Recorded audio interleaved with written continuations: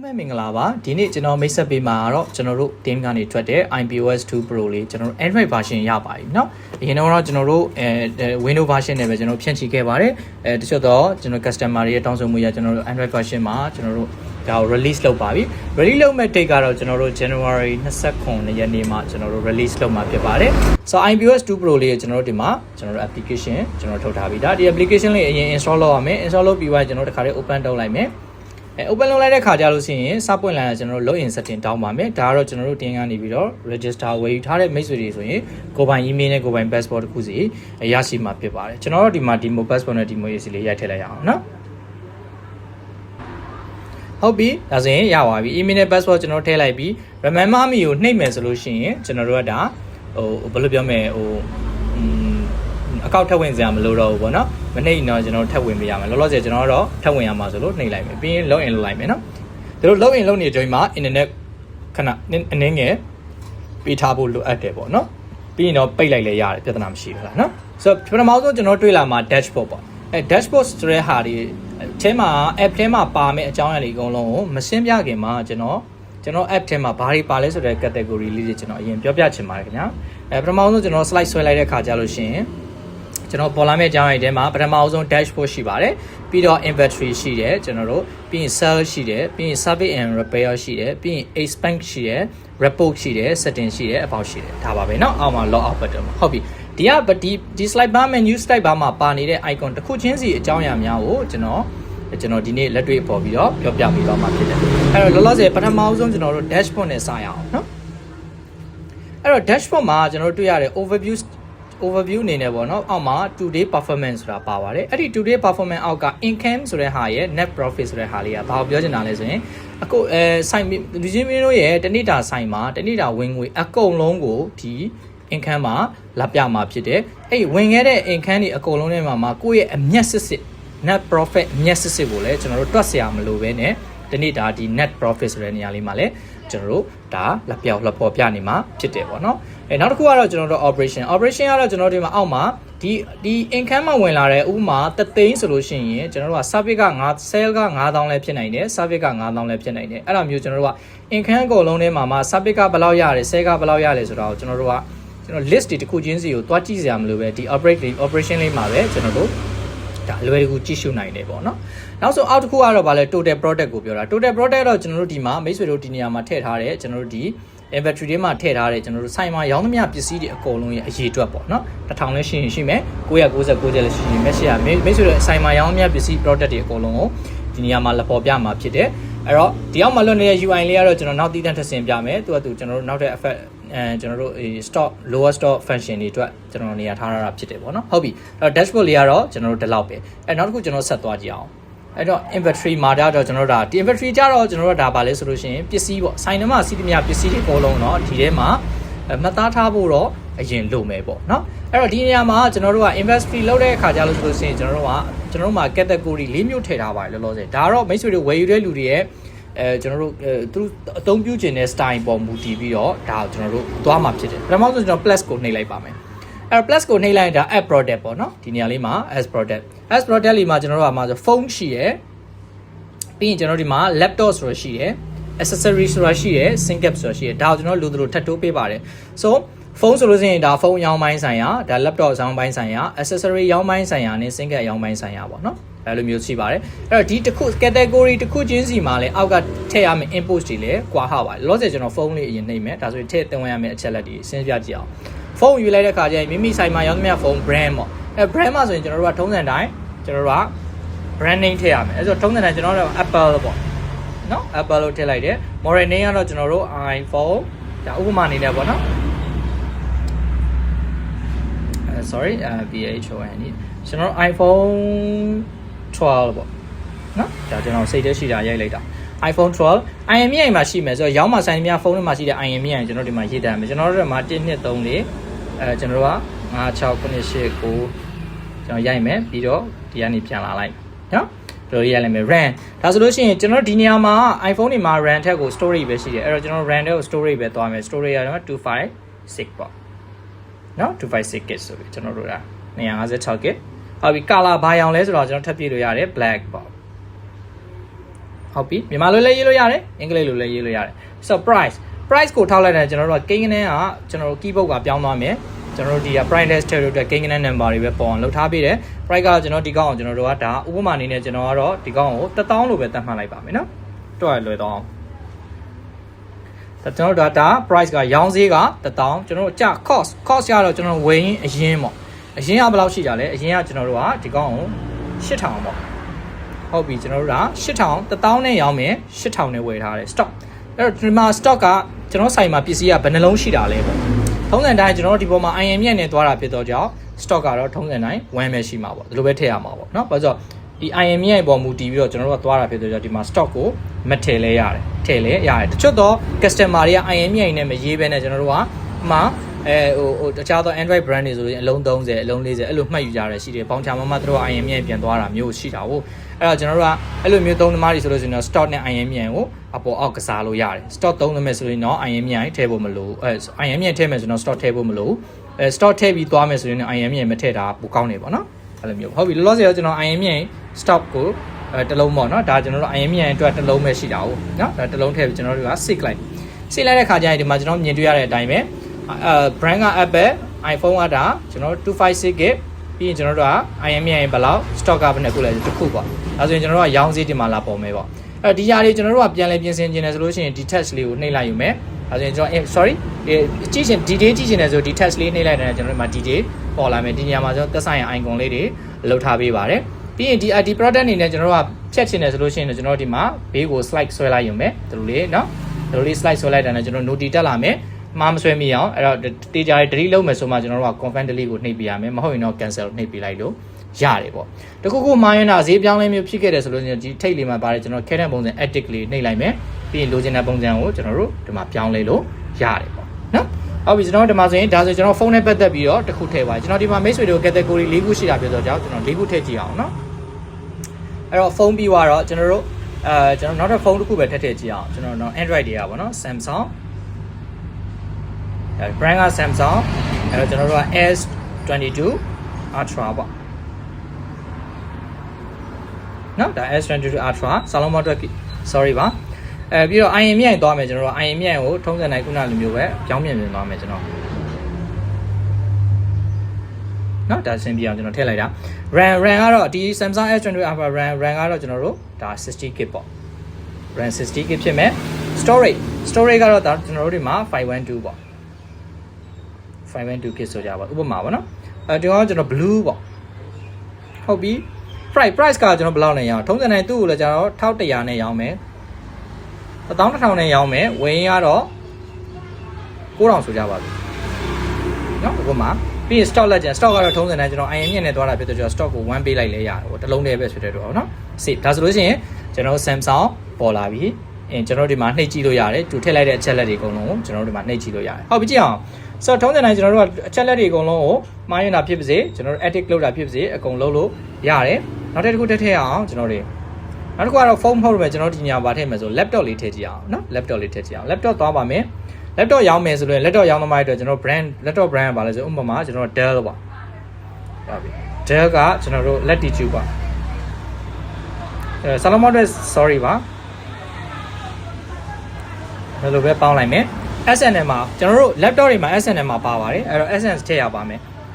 ထည့်မယ်ဆိုရင်ပိုကောင်းတယ်ပေါ့နော်ကျွန်တော်အဲ့ဒါဒီကောင် SNM မှာကိုအဆင်ပြေမဲ့ SNM မှာကြီးကျွန်တော်ဒီမှာ example အနေနဲ့ကျွန်တော်ထည့်လိုက်ပါမယ်ဟုတ်ပြီ CPU ဘာဖုန်းလဲ CPU ကဒီ laptop ကဘာ CPU သုံးတာလဲကျွန်တော်တို့ဒီမှာ Intel လုပ်လို့ရတယ်ဆိုတော့ i5 ကျွန်တော်တို့ဒီမှာ11 Gen ပေါ့နော်ကျွန်တော်စိတ်ကူးရရှိတာရိုက်ပါမယ်ဆို i5 11 Gen RAM block ကြီးလဲ RAM ကျွန်တော်တို့က 8GB ဖြစ်ပါတယ် storage ကကျွန်တော်တို့ M2 256ဟုတ်လားM2 256ကိုသုံးတယ် color တော့ silver ဒါမှမဟုတ် black white ကျွန်တော် white လို့ပဲအလွယ်ရေးလိုက်မယ် price ကတော့ထုံးစံတိုင်းဥပမာအနေနဲ့ပဲကျွန်တော်တို့ဒီကောင်လည်း1000ခွဲနဲ့ကျွန်တော်တို့ရောင်းမယ် cost ကကျွန်တော်တို့1000ပဲကျတယ်ဟုတ်ပြီပြီးရင် stock ကဘယ်နှလုံးလဲကျွန်တော် SNM မှာနဲ့သွားတာပြော1ပဲထဲမှာရမယ်ပေါ့နော် SN မှာလည်းမသွားခြင်းတော့2နဲ့ထည့်လို့ရတယ် product အရင်များရင်တော့เนาะ save ဒါဆိုလို့ရှိရင်ကျွန်တော်တို့က laptop ဒီနေရာမှာ laptop ထည့်လိုက်တဲ့အခါကျရင်ကျွန်တော် icon အစား laptop icon ပြောင်းသွားမယ်ဒါဆိုအပေါ်မှာရွေးချယ်ရမှာကျွန်တော်ရွေးချယ် product တွေရွေးချယ်တဲ့အခါမှာပိုလွယ်ကူတယ်ပေါ့ဟုတ်ပြီနော်ဒီအပေါ်အောက်တွေစီတာကတော့ကျွန်တော် alphabet တိုင်းစီတာ A to Z စီတာဖြစ်တော့ကြောင့်နောက်ဆုံးထည့်တဲ့ဟာအပေါ်ရောက်နေမှာမဟုတ်ဘူး A to Z နဲ့ပဲကျွန်တော်ရှားတာလွယ်အောင်လှုပ်ထားတာဖြစ်တယ်ပေါ့နော်ကဲနောက်တစ်ခုထပ်သွားရအောင် plus ဒီခါတော့ကျွန်တော်တို့ကအလွယ်နည်းနဲ့ accessory လေးသွားကြည့်အောင် accessory မှာကျွန်တော်တို့ brand name ရေးမယ် brand name ကကျွန်တော်တို့ထုံးစံတိုင်း Apple လို့ပေါ့ဗျာ Apple model ကပါလဲဆို AirPods Pro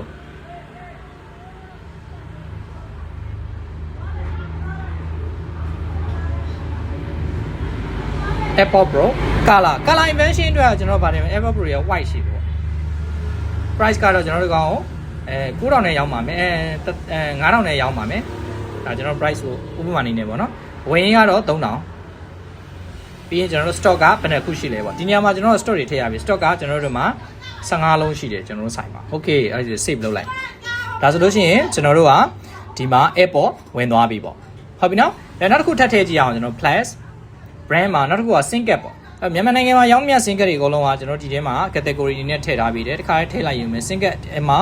ဆိုင်မှာ SingCat blanket ရှိတယ် blanket မျိုးတွေဒီလိုမျိုးသွားလို့ရတယ်လောဆယ်ကျွန်တော် MPTU ရွေးပါမယ် brightness ကကျွန်တော်တို့ကဒီကောင်းအောင်1500ရောင်းနေပေါ့နော်ဝယ်ရင်ကတော့ကျွန်တော်တို့1000ဆိုကြပါစို့ဒါကျွန်တော်ထည့်လိုက်ပြီ stock ကတော့ကျွန်တော်တို့မှာအကက်90ရှိတယ်ဆိုကြပါစို့ဒါဆိုရင် save လုပ်လိုက်မယ်ဒါဆိုရင် MPT ကဒီနေရာမှာကျွန်တော်တို့က stock 50ဖြစ်သွားပြီထပ်ထည့်ကြည့်အောင်ကျွန်တော်တို့ဒီမှာဖုန်းမှာ SD cap ကျွန်တော် price မှာ1500 sorry ဟုတ်တယ်1500 cost က1000 50ဒီခါတော့ MPT mode တော့ကျွန်တော် atten လေးချမ်းကြည့်အောင်နော် atten လေးတွားလိုက်အောင်50ဒါဆိုလို့ရှိရင်ကျွန်တော်တို့ဒီညမှာ atten ကတ်ကကျွန်တော်50ရှိတယ် MPT ကတ်ကတော့ကျွန်တော်တို့50ရှိဒါကျွန်တော်တို့မှာထည့်လိုက်တဲ့ product လေးဆိုကြပါဟုတ်လားဟုတ်ပြီဒါဆိုရင်ကျွန်တော်တို့ product လေးထည့်ကြည့်ပါဆိုရင် industry ရဲ့အကြောင်းအနေငယ်နာ industry ရဲ့အကြောင်းအနေငယ်နားလေးပါဒီညမှာ search bar လေးပေါ်ပါတယ် search bar အကြောင်းလေးကကျွန်တော်တို့အပေါ်မှာ search by name brand model SN ပြောချင်တာက brand တွေကို Apple တို့ရိုက်ရှာလို့ရတယ်ဒီညမှာကျွန်တော်တို့က product တွေများလာတဲ့ခါကျရင်ရှာဖွေရတာတွေခက်ခဲလာတတ်တယ်အဲ့လိုမျိုးကြာရင်ကျွန်တော်တို့ကဒီနေရာပေါ်မှာကျွန်တော်တစ်ခု edit လုပ်ချင်တိုင်း search bar ပေါ်မှာထောက်ပြီးတော့ကျွန်တော်ရှာချင်တိုင်းဥပမာဆိုတော့ DEL လို့ရိုက်လိုက်ရင်ကျွန်တော် Dell နဲ့ထွက်လာမယ် Dell ကိုမရိုက်ချင်ဘူးဆိုလို့ရှိရင် Dell SNM မှာဖြစ်တယ်ကျွန်တော်တို့ GH တို့ရိုက်ရှာလိုက်ရင်လည်းကျွန်တော်တို့ဒီမှာ Dell ကိုပဲကြာပြီးတယ်ဒီလိုပုံစံမျိုးတော့ SNM မှာနဲ့ရှာလို့ရ IM နဲ့ရှာချင်တယ်ဆိုလိုက်ကိုတိတဲ့ဘူးမှာပါတဲ့ IM 1 2 3နဲ့စမယ်ပြီးလို့ရှိရင်3 3 4ဆိုရင်ဒါကျွန်တော်တို့ကျွန်တော် iPhone 12ရဲ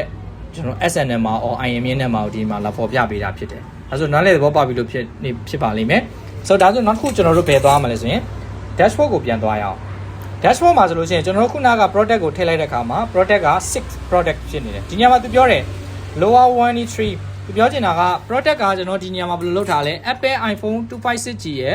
Latitude 5G ရဲ့ Gen S တွေကကျွန်တော်တစ်လုံးနဲ့စီ storage 1တစ်လုံးနဲ့စီဖြစ်နေတယ်ပေါ့နော်ဒါတစ်လုံးပဲကျန်တော့တာမျိုးတွေသွားတယ်ဒါကြောင့်မို့ warranty မပေါ်ခြင်းနဲ့ဆိုရင်တော့ stock မှာကျွန်တော်တို့မထည့်တာမထည့်ဘူးဆိုရင်ကျွန်တော် warranty မှာမပေါ်တော့ဘူးပေါ့ဒီလိုပုံစံမျိုးလဲကျွန်တော်တို့ဒါအလုပ်ပြုလို့ရတယ်ပေါ့နော်ဟုတ်ပြီအဲ့ဆိုလို့ချင်းကျွန်တော်တို့ဒီညမှာတစ်ချက်လေးလာကြည့်အောင်ဒီညမှာကျွန်တော်တို့ stock ကို1 IM နဲ့စနစ်နဲ့သွားတာဆိုတော့ကျွန်တော်တို့1နဲ့ပဲသွားလိုက်တာနော်1နဲ့ပဲသွားလိုက်တာဆိုတော့ကျွန်တော်တို့ဒီမှာတစ်ဖက်မှာကျွန်တော်တို့က dashboard ကိုဒီညမှာအလန်းပေါ်လိုက်ဆိုတာဟာလေးကျွန်တော်မိတ်ဆွေတို့ပြချင်လို့ကျွန်တော်ဒီမှာထည့်လိုက်တာဖြစ်တယ်အဲ့တော့ဒီမှာ iPhone 12ရော Dell ရော Samsung ရောကကျွန်တော်တို့မှာ low stock warranty ဆိုပြီးတော့ပြနေလိမ့်မယ်ဖြစ်ပါတယ်နော်ကဲဟုတ်ပြီကြည့်အောင်အဲ့တော့ကျွန်တော်နောက်တစ်ဆက်ထပ်သွားရအောင်နောက်တစ်ခုကကျွန်တော်တို့ sell ကိုသွားရအောင်အဲ့ဒီနေရာမှာကျွန်တော်ပြောချင်တာကိုတို့ကျွန်တော်တို့စီမှာ stock တွေကိုကျွန်တော်တို့ကပြန်တိုးလိုက်တာနဲ့ stock မှာကျွန်တော်တို့မှာ3ပေါ့3လုံးရှိတယ်ဆိုကြရင်6လောက်လိုက်တဲ့အခါကျရင်ကျွန်တော်တို့ဒီမှာမလုပ်မယ်ဆိုရင် dashboard ပေါ်မှာခုနကဒီကျွန်တော်တို့ပြောင်းလိုက်တဲ့အရာတွေအကုန်လုံးကဒီမှာပျောက်သွားမှာပေါ့ဒီနေရာမှာ lower information မှာပျောက်သွားမယ်ဆိုတာလေးပြောပြချင်တာဖြစ်တယ်နော်ကဲပြီးနောက်တစ်ခုကကျွန်တော် sell ကိုသွားရအောင် sell ကတော့ကျွန်တော်တို့ဒီမှာကျွန်တော်ထည့်ထားတဲ့ကျွန်တော်တို့ item တွေရှိတယ်နော်ထည့်ထားတဲ့ item တွေအကုန်လုံးကိုကျွန်တော်တို့ကရောင်းမယ်ပေါ့ရောင်းတဲ့ခါကျလို့ရှိရင်လည်းဒီပစ္စည်းတွေအများများတယ် customer လည်းဝယ်တဲ့ခါကျကျွန်တော် search bar ပေါ်မှာကိုမှာဆိုလို့ရှိရင်ကိုရောင်းခြင်းတဲ့ဟာ single ရောင်းမယ် atten ဆို 81 ရိုက်လိုက်တဲ့ကျွန်တော်ဒီမှာ atten ပေါ်လာပြီဒီအောင်ကျွန်တော်ရွေးချယ်လိုက်လို့ရတယ်နော်အဲ့တော့ကျွန်တော်ဒီမှာ atten ကိုကျွန်တော်ဒီတစ်ခါဥပမာအနေနဲ့ရောင်းပြမယ် atten ကို2ကတ်ရောင်းမယ်ကျွန်တော် MPT ကို1ကတ်ရောင်းမယ်ဆိုကြပါကျွန်တော် atten ကိုရွေးတယ်2ကတ်နှိပ်တယ် atten ကို2ချက်နှိပ်တယ်ဒါဆိုရင်2ကတ်အောက်မှာ check out ပေါက်မှာဒီညမှာ check out ဖြစ်သွားပြီနှစ်ခါနှိပ်တာဖြစ်တော့ကြအောက်မှာ total amount ကတစ်ခါလေးပေါင်းလာပြီးသားပြီးလို့ဆိုလို့ရှိရင်ကျွန်တော်ဒီကောင်ကိုပြန်ဖြတ်မယ်ပြီးလို့ရှိရင် MPT ကိုကျွန်တော်နောက်ထပ်တစ်ကက်ရောင်းမယ်ဒါဆို customer MPT တစ်ကက်နဲ့ MPT တစ်ကက်နဲ့ကျွန်တော်တို့attend 3ကက်ကို2ကက်ကိုလောက်ဝယ်တယ်ပေါ့အဲ့တော့ကျွန်တော်တို့မှာ check out ဆိုတာလေးနှိပ်လိုက်မယ် check out ဆိုတာလေးနှိပ်လိုက်ဒီညမှာသူဖော်ပြပေးမယ် attend က 2H MPT က 1H ဒါတော့ကျွန်တော် double check လုပ်လို့ရတယ်ပေါ့နော် double check လုပ်လို့ရတယ်90ရာထောင်3ဒါဆိုရင်2ကက်ဖြစ်တဲ့အတွက်3000တစ်ခါလေးပေါင်းပြီးသားချာတင်းငွေကကျွန်တော်ဒီမှာ4500ဆိုပြီးတစ်ခါလေးပေါင်းလာပြီးသားအဲ့မှာကျွန်တော်တို့တစ်ခါလေး pay လို့ဆိုတာလုပ်လိုက်မယ်ဒါဆိုလို့ရှိရင်သူကဗာပြမယ် sell complete ဆိုပြီးတန်းပေါ်မယ်4500ကျပ်ဒါဆို customer တွေက4500ကျပ်ကိုကျွန်တော်နှုတ်ယူရမှာဖြစ်တယ်ဒီညမှာ inbox ဆိုတာရှိတယ် IMV inbox ကအဲ့ဒီ inbox number တွေကကျွန်တော် auto generate လုပ်ပေးပါတယ်ဒီညမှာ customer ကိုကျွန်တော်တို့က 3D printer sorry mini printer လေးအနေနဲ့ကျွန်တော်တို့ receipt ထုတ်ပေးခြင်းနဲ့ဆိုလို့ရှိရင်ကျွန်တော်တို့ print receipt ဒီမှာကျွန်တော်တို့ပုံပေါ်မှာ bluetooth ချိန်မယ် bluetooth ချိန်ပြီးလို့ရှိရင်ကျွန်တော်ဒီမှာ print ကျွန်တော်တို့ print receipt လုပ်လိုက်ရမယ်ကျွန်တော် print receipt ကိုနှိပ်လိုက်မယ်နှိပ်လိုက်တဲ့အခါကျလို့ရှိရင်ကျွန်တော်တို့ one paper ဒီမှာဒီလိုပုံစံမျိုးလေးပေါ်လာမယ်အဲ့တော့ဒီအပေါ်မှာကျွန်တော်ပြောပြချင်တာအပေါ်မှာ iPOS 2 Pro ရဲ့ Professional Service Center ဆိုတာရဲ့အပေါ်ကဖုန်းနံပါတ်ရဲ့ဆိုတာမိမိတို့စိတ်ကြိုက်ပြောင်းလဲလို့ရတယ်အောက်ကဟာမှာကျွန်တော်တို့ date time မှာကျွန်တော်တို့ sell receipt မှာကျွန်တော် date ကဘယ်နေ့ date လဲ auto ထည့်မယ်အချိန်ထည့်မယ်ကျွန်တော် invert voucher ကို auto creation လုပ်မယ်ပြီး attend ဘယ်နှက MPT ဘယ်နှက total ဘယ်လောက် thank you for watching ဆိုကျွန်တော်ဒါကိုတစ်ခါလေး print လုပ်လို့ရ print ကတော့ကျွန်တော်ဒီမှာတစ်ခါလေး temporary print လိုက်လို့ရတယ်ပေါ့ဟုတ်ပြီနော်ဒါဆိုနားလေသဘောဒီမှာကျွန်တော်တို့တစ်ခါလေး temporary ဒါမှမဟုတ်လေ PDF ဖြစ်စစ်ကျင်တယ်ဆိုတော့ဒီဘက်မှာ PDF ဖြစ်စစ်လို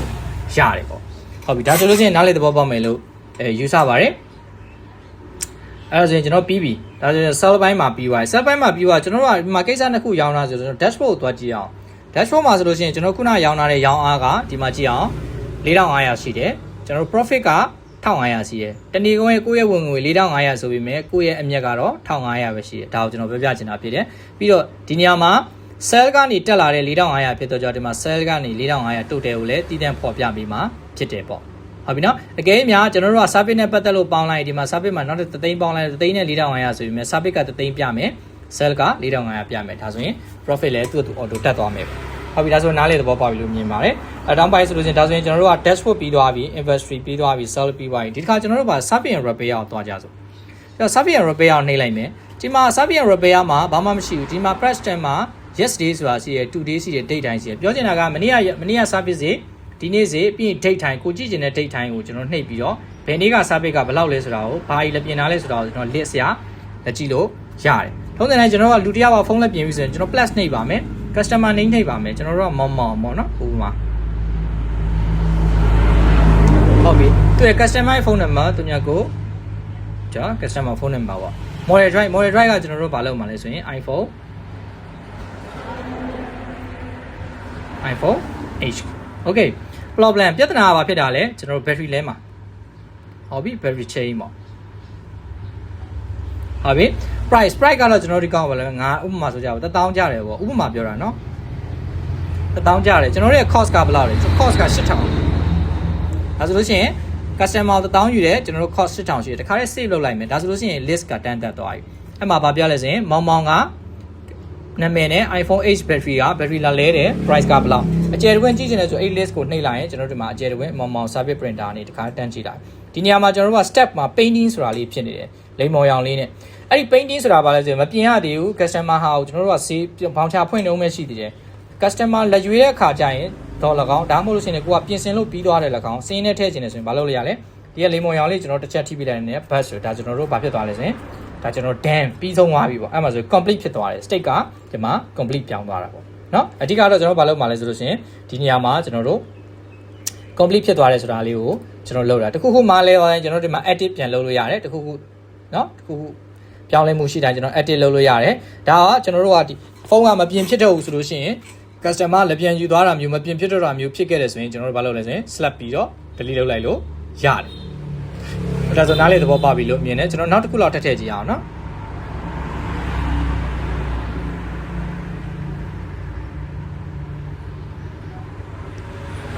ကျွန်တော်ဒီခါတော့ main ကလေးဆန်းပေါ့နော်ဟုတ်ဒီနေ့ဖြစ်သွားတယ်ဟုတ်ပြီဆန်းပြင်တယ်သူ့ရဲ့ဖုန်းနံပါတ်က1234569ကိ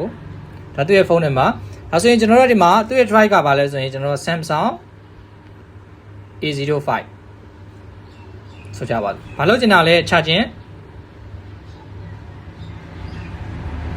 ရှာခြင်းပြင်မှာ price ကဘယ်လောက်လဲ9000ကျွန်တော်တို့ price က4000 cost က4000ဆိုကြပါဒါဥပမာလေးနဲ့ပဲပြောတာเนาะ save လုပ်လိုက်မယ်အဲ့ဆိုဒီမှာနှစ်ခုရှိသွားပြီကျွန်တော်တို့ order နှစ်ခုမှာ dashboard မှာတွက်ကြည့်အောင် dashboard မှာဆိုလို့ရှိရင်ကျွန်တော်တို့ဒီမှာ service ကမလောက်ရသေးတဲ့အတွက်ကျွန်တော်တို့ဒီမှာ service က0ဖြစ်နေတယ် traffic တွေဘာမှမပြောင်းသေးဘူးเนาะအဲ့တော့ကျွန်တော် sell ကိုသွားပါမယ်ပြီးရင် sorry sell မဟုတ်ဘူး service ကိုသွားပါမယ်ပြီးရင်ကျွန်တော်တို့က down နှုတ်လိုက်မယ်ဒါဆိုရင်ကျွန်တော်တို့ကဒီညမှာလုတ်လိုက်တဲ့မောင်မောင်ရဲ့ iPhone က1000ရမယ်เนาะ1000ရမှာဖြစ်တော့ကျွန်တော် dashboard ကိုသွားမယ်ဒါဆိုရင် dashboard ပေါ်မှာ service တွေမှာ1000တက်နေပြီဒီမှာဆို14500ဖြစ်သွားပြီ profit မှာလည်း3500ဖြစ်သွားပြီဘာဖြစ်လို့ profit မှာ3500ဖြစ်သွားလဲဆိုတော့ဒီမှာကျွန်တော် service က8000ကနေ1000ပဲယူထားတာဖြစ်တော့ကြောင့်ကျွန်တော်တို့ကဒီမှာ2000ပဲလာပေါင်းမှာဖြစ်တယ်ဒီနေရာမှာကျွန်တော်တို့က dam process ကိုမလုပ်မထားမချင်းကျွန်တော်ဟိုမှာတော့ပေါင်းနေမှာမဟုတ်ဘူးပေါ့နော်အဲကျွန်တော်ဆန်းကိုလည်းကျွန်တော်လုပ်လိုက်ကြည့်ရတာဆိုရင်9000မှာကျွန်တော်တို့ဒီမှာ9000ကျွန်တော်တို့ profit က cost က4ဖြစ်တဲ့အတွက်ကျွန်တော်ဒါပဲလုပ်မယ်ဟိုပါပေါ့နော်တန်းတိသွားတယ်ပေါ့ဒါဆိုကျွန်တော်တို့က box ကိုတန်းသွားမယ်6000နဲ့900ဖြစ်သွားပြီဒီမှာဆိုလဲ19000ဖြစ်သွားပြီနော်တူတူ auto တက်သွားမယ်ဟုတ်ပြီကျွန်တော်တို့ဒီမှာ printer receipt ထုတ်တဲ့အပိုင်းလေးလေ့လာကြည့်အောင်မောင်ကျွန်တော်ဖုန်းလက်ပြင်းနဲ့ဖုန်းလက်ရွေးတာဖြစ်ဆိုတော့ကျွန်တော်အမှန်ကြီးတော့ပေးလိုက်ပြီသူ receipt ထုတ်ပေးရမယ်ဆိုတော့တစ်ချက်နှိပ်လိုက်မယ်ပြီးလို့ရှိရင် print receipt လေးကိုနှိပ်လိုက်မယ်ဒါဆိုမောင်ကကျွန်တော်တို့မှာ print receipt မှာတော့ကျွန်တော်တို့က cost ပဲပေါ်မှာပေါ့နော် sorry ဟို price ပဲပေါ်မှာပေါ့နော်ကျွန်တော်တို့အရင်းကြီးတော့ voucher ထဲမှာပေါ်ပြနေမှာတော့မဟုတ်ဘူးပေါ့ဒါဆိုလို့ရှိရင်ဒါနားလဲပါမယ်သဘောပေါက်သွားပြီလို့ကျွန်တော်တို့ယူဆမိပါတယ်ဟုတ်ပြီဒါဆိုပြန်သွားကြည့်အောင်ဒါဆိုရင် print ပိုင်းပြီးသွားပြီဆိုမနေ့ကလုပ်ခဲ့တဲ့ scene တွေဆိုဒီမှာကြည့်မယ်ကျွန်တော်ဒီနေ့လုပ်ခဲ့တဲ့ scene ကမနေ့ပြန်ရောက်သွားရင်ဒီ scene တွေက yesterday ကိုရောက်သွားမှာဖြစ်တယ်နော်ရက်လာလုံရတဲ့တစ်လပိုင်းက21ရက်တစ်လပိုင်းကကြည့်နေတယ်ဆိုလို့ရှိရင်ကျွန်တော် January ရက်နေ့က service ဘယ်လောက်လဲဆိုတော့ကျွန်တော်နှိပ်လိုက်နေဒီမှာ list တွေဒီမှာလာပေါ်မှာဖြစ်တယ်ပေါ့နော်ဒါဆိုသဘောပေါက်နားလဲသွားပြီဖြစ်ပါလိမ့်မယ်โอเคအဲဆိုကျွန်တော်တို့က service လည်းပြီးသွားပြီ dash လည်းပြီးသွားကျွန်တော်နောက်တစ်ခါ expand ကိုသွားကြည့်အောင် expand ကတော့တကယ်တမ်းအသုံးစရိတ်ပါ sign design ရဲ့အသုံးစရိတ်ကဘယ်လောက်ရှိလဲဆိုတော့ကျွန်တော်ထည့်ထွက်လို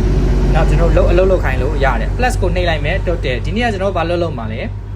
ဒီနေ့ကကျွန်တော်တို့ဒါsign ရေးလဲမယ်ပေါ့ဗျာ WAD ရရေးဒီကုန်လဲမယ် water အမောက်ကကျွန်တော်တို့ရေဘိုးကကျွန်တော်တို့2000เนาะကျွန်တော်ဒီမှာ January ကိုဖြတ်လိုက်မယ်ကျွန်တော်ဒီမှာ January water ကျွန်တော်25 day မှာ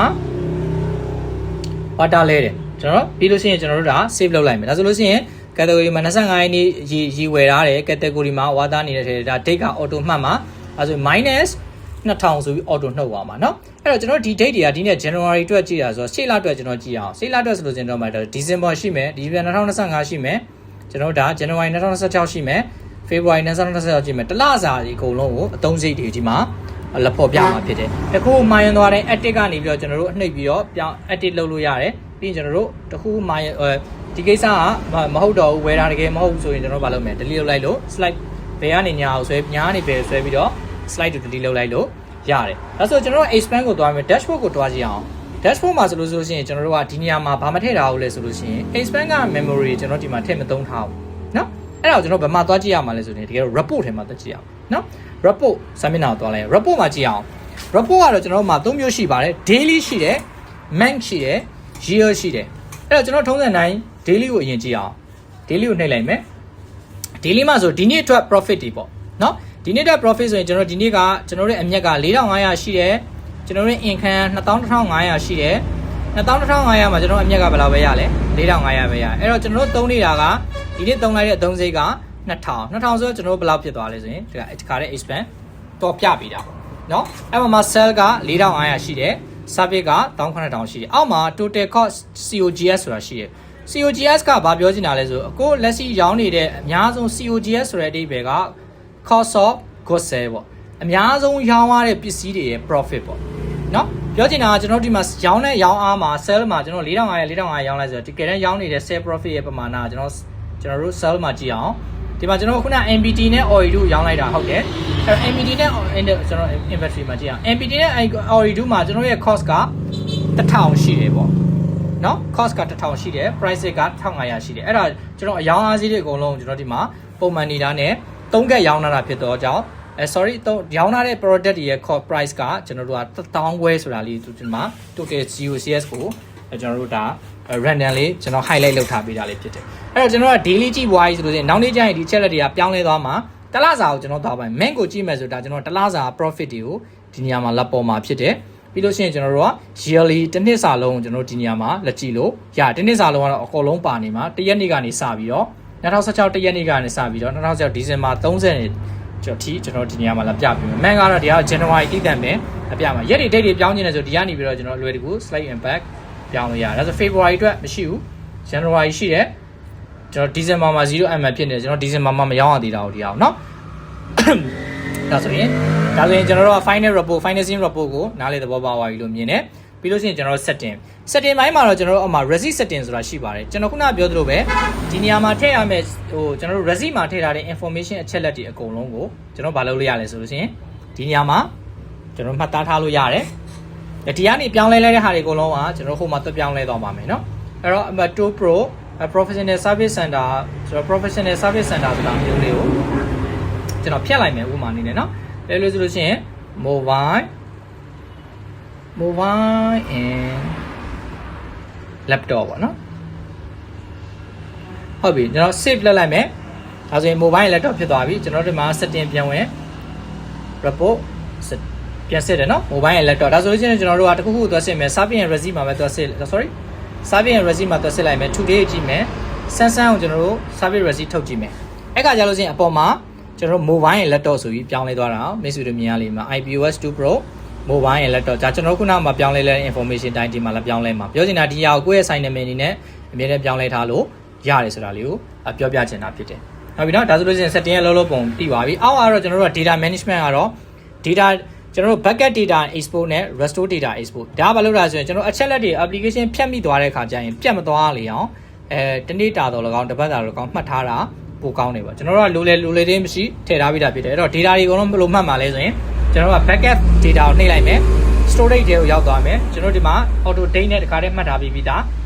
เนาะအဲ့ date နဲ့ကိုကျွန်တော်တို့ကသတ်မှတ်ထားပြီးတော့ကျွန်တော်ဒီမှာကျွန်တော်တို့ JSON file နဲ့သူကသတ်မှတ်တာဖြစ်တယ်အဲ့တော့ backup file ကိုကျွန်တော်ဒီမှာကျွန်တော်ဒါ25 day ပေါ့เนาะ25ရက်နေ့ကကျွန်တော်ဒါမှတ်ထားတဲ့ file ကျွန်တော်ရေးပြီး save လိုက်မယ်အဲဆိုလို့ရှိရင်ဒါဆိုရင်ပြီးသွားပြီ file manager ထဲမှာကျွန်တော်အဲ့ file တွတ်တွေ့လိုက်အကဲအများ data import လုပ်ချင်တယ်ဆိုလဲကျွန်တော် import လုပ်လိုက်မယ်ကျွန်တော်ဒီမှာဒီက JSON file ကိုရွေးလိုက်ရုံပဲဒါဆိုလို့ရှိရင်ကျွန်တော်ဒီမှာရွေးပြလိုက်မယ်သူ့ကိုဒါဆိုရင် data import လုပ်ပြီးသားဖြစ်သွားပြီနော်ဒါဆိုရင် data import လုပ်ပြီးသားဖြစ်သွားပြီဖြစ်သွားတဲ့အခါကျလို့ဆိုရင်ကျွန်တော်ဒီမှာ advanced မှာကြည့်မယ်ဒါခုနကကျွန်တော်လုပ်ခဲ့တဲ့ပုံစံတိုင်းပဲရှိနေမှာပေါ့အဲ့တော့ကျွန်တော်တင်ရဲ့လုံဆောင်ချက်တွေကဘယ်လိုလဲဆိုလို့ရှိရင်ကျွန်တော်တို့ကလက်အပ်တဲ့ customer ရဲ့ sign ပေါ်မူတည်ပြီးသူလိုချင်တဲ့အချက်လက်တွေအကုန်လုံးကိုကျွန်တော်တို့ကဒီထဲမှာကျွန်တော်တို့ customize ပြန်လုပ်ပေးတာပါ anyway ကျေးဇူးတင်ပါတယ်အခုလိုအချိန်ပေးပြီးတော့ဗီဒီယိုအဆုံးထိကြည့်ပြီးတဲ့အတွက်အားလုံးကိုကျေးဇူးတင်ပါတယ်မင်္ဂလာစီးသောနေ့လေးဖြစ်ပါစေခင်ဗျာ